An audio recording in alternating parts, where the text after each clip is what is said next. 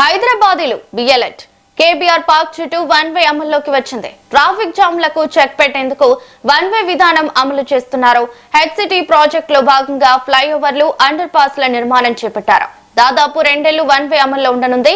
కీలక జంక్షన్ల వద్ద road marking, sign బోర్డులను ఏర్పాటు చేశారు. 24 గంటలు సీసీటీవీలు, డ్రోన్లతో రియల్ టైం మానిటరింగ్ చేస్తున్నారు.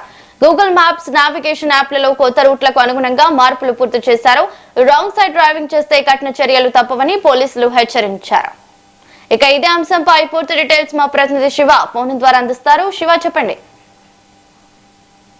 కేబీఆర్ పార్క్ పరిసరాల ప్రాంతాల వద్ద ప్రయాణించే వాహనదారులకైతే ట్రాఫిక్ పోలీసులు అయితే కీలక అలర్ట్ అయితే జారీ చేశారు.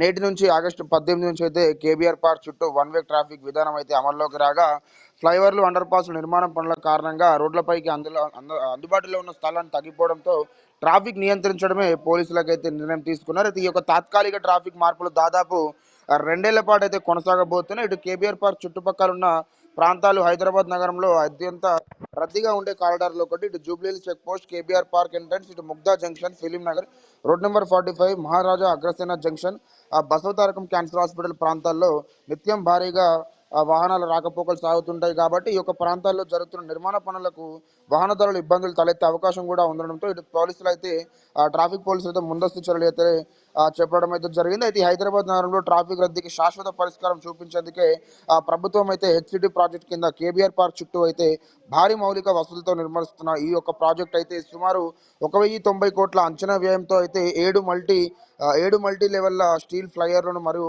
7 డైరెక్షనల్ అండర్ పాస్ను కూడా నిర్వహిస్తున్నారు. అయితే ముఖ్యంగా చూసినట్టయితే నిర్మాణ పనుల కారణంగా రోడ్డు స్థలం సుమారు 45%కి పడిపోతుంది. కాబట్టి మిగతా ఏదైతే 55% రహదారి మాత్రమే అందుబాటులో ఉంటుంది. కాబట్టి అందుకే 2 వైపులా కూడా వాహనాలు నడిపేందుకు కష్టంగా మారడంతో ఒకే దిశలో వాహనాలు వెళ్లేందుకు అయితే వన్ వే పెట్టడం గల ముఖ్య కారణం అని కూడా ఇటు మనం చెప్పవచ్చు. అంటే వన్ వే అమల్లోకి తొలి రోజుల్లో కొత్త మార్పులు అలవాటు పడేందుకు వాహనదారులకైతే కొంత ఇబ్బంది పడే అవకాశం ఉందని పోలీసులు కూడా చెప్తున్నారు. అందుకే రోడ్లపై ప్రత్యేకంగా లేన్ మార్కింగ్లు, దిశ సూచనలు, సైన్ బోర్డ్స్ వంటి ఇతర సైన్ బోర్డ్స్ను కూడా పెట్టయితే పోలీసులు అయితే భారీ ఏర్పాట్లు కూడా చేసినట్లయితే మనం చూడొచ్చు. వాహనదారులు తప్పనిసరిగా అక్కడ ఏర్పాటు చేసిన ట్రాఫిక్ సైనేజ్లను అయితే పాటించాలంటూ కూడా పోలీసులు అయితే సూచిస్తున్నారు. ఎందుకంటే వన్ వేలో రాంగ్ రూట్ ప్రయాణించకుండా ట్రాఫిక్ సిబ్బంది సూచనలు పాటించాలని అయితే కోరుతున్నారు. ఇటు కొత్త మార్గాల్లో ప్రయాణించే ముందు నావిగేషన్ యాప్లలో రూట్ను కూడా చెక్ చేసుకోవాలంటూ కూడా పోలీసులు అయితే సూచిస్తున్నారు. ఇటు వన్ వే అమల్లోకి ప్రారంభమైన మొదటి ట్రాఫిక్ వాహన